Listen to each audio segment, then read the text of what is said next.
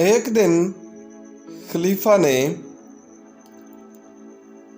हज़रत बहलूल को बुलाया।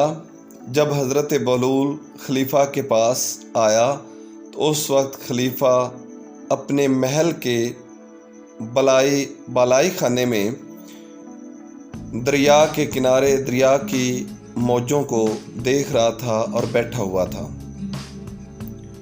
जैसे ही हज़रत बहलूल आए तो खलीफा नशे की हालत में बोला कि ए बहलूल, उस दिन तूने खुरासानी फ़कीह को तो शिकस्त दे दी थी और उसको हरा दिया था, और जिस तरह तूने खुरासानी फ़कीर को हराया था और चूहे को सिरके में और शीरे में डुबकियां लगवाई थीं, उसी तरह आज मैं आपको इस दरिया की मौजों में डुबकियां लगवाऊंगा, और जैसे चूहा डुबकी लगाकर मरा था वैसे ही तू भी मर जाएगा अगर आप मेरा एक मुअम्मा हल ना कर सके तो।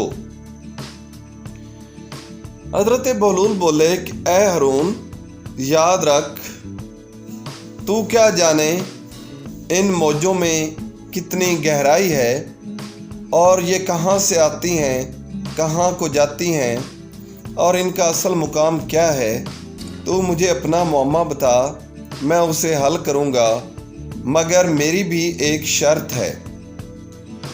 खलीफा नशे की हालत में था, बोला कि तू मुअम्मा मेरा हल नहीं कर सकेगा, चलें फिर भी मैं आपसे शर्त लगा लेता हूँ और मैं आपकी शर्त कबूल करता हूँ। बोलो क्या शर्त है।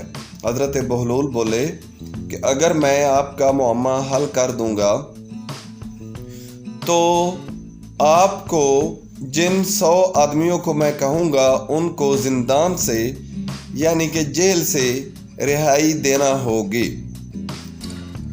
ये सुनकर खलीफा बोला कि ठीक है, आप मेरा मुअम्मा हल करें, आप मेरा जो मसला है उसको जवाब बताएं, तो मैं उन 100 आदमियों का फ़हरिस्त आप बना देना और उनको रिहा कर दूंगा। ये सुनकर हज़रत बहलूल बोले कि ठीक है, आप अपना मुअम्मा बताएं कि आपका जो मुअम्मा है, मसला है, वो क्या है। खलीफा बोला कि एक आदमी है, उसके पास एक बकरी और एक घास का गठड़ा और एक शेर है। अब उसने दरिया के दूसरे किनारे जाना है, तो वो किस तरह इन तीनों को दूसरे किनारे ले जाएगा कि शेर जो है वो बकरी को ना खाए और बकरी जो है वो घास को ना खाए, तो उसे क्या करना पड़ेगा। हज़रत बहलूल बोले कि ये भी कोई काम है, ये तो आसान सा है कि वो आदमी सबसे पहले जब दरिया के किनारे पर पहुंचेगा तो बकरी को अपने साथ लेगा, शेर और चारे को किनारे की एक साइड पर रख देगा और बकरी को साथ लेकर दूसरे किनारे की तरफ चला जाएगा। वहाँ पर वो बकरी को छोड़ कर आएगा और वापस जाएगा, तो उस वक्त वो घास को उठा लेगा और घास को उठाकर दूसरे किनारे पर ले जाएगा, घास को वहां रख देगा और बकरी को अपने साथ पहले किनारे की तरफ ले आएगा।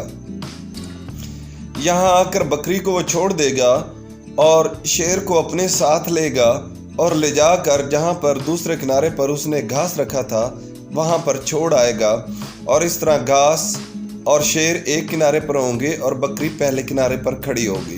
फिर वो वापस आएगा और वापस आकर बकरी को अपने साथ लेगा और साथ ले जाकर उसे दूसरे किनारे पर चला जाएगा, और इस तरह वो तीनों चीज़ें इकट्ठी भी कर लेगा और कोई भी शायद दूसरी को खाएगी भी नहीं।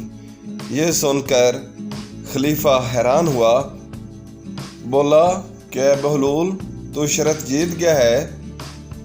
जो जिंदा का कोतवाल है, जो जिंदा का हेड है उसको आप अपने 100 आदमियों की फहरिस्त दे दें। हज़रत बहलूल उसके पास गए और उसको 100 आदमियों के नाम लिखवा दिए, जिनमें एक नाम हज़रत इमाम मूसा बिन जाफ़र का भी था। मगर उस कोतवाल ने, उस सरबराह ने, ज़िंदा के सरबराह ने उन आदमियों को फिल वक्त छोड़ने से इनकार कर दिया। और जब खलीफा होश में आया तो वो फहरिस्त लेकर उसके पास आया, और जब उसको दिखाई तो एकदम खलीफा भी चौंक गया कि ये मैंने क्या हुक्मनामा जारी कर दिया है। मगर उसे ये भी ख़तरा था कि ये दीवाना बहलूल मेरी बादशाही को नुकसान पहुंचाएगा और मेरे साख को मुतासर करेगा, इसलिए वो चाहता था कि उनको छोड़ दें। मगर उसके वज़रा ने और अहले बैत के दुश्मनों ने उसे मशवरा दिया कि ऐ बहलूल, इनमें से 10 आदमी जिनका जुर्म कम है उनको आप छोड़ दें, और 1 सिफर का इजाफ़ा हम खुद से कर लेंगे और 100 हम उसे खुद बना लेंगे, और इस तरह आपकी साख भी बच जाएगी और बहलूल जो दीवाना है वो भी लाजवाब हो जाएगा। ये सुनकर खलीफा मुस्कुराया और बोला कि उस दीवाने के साथ ऐसा ही होना चाहिए था, आपने ठीक मशवरा दिया है।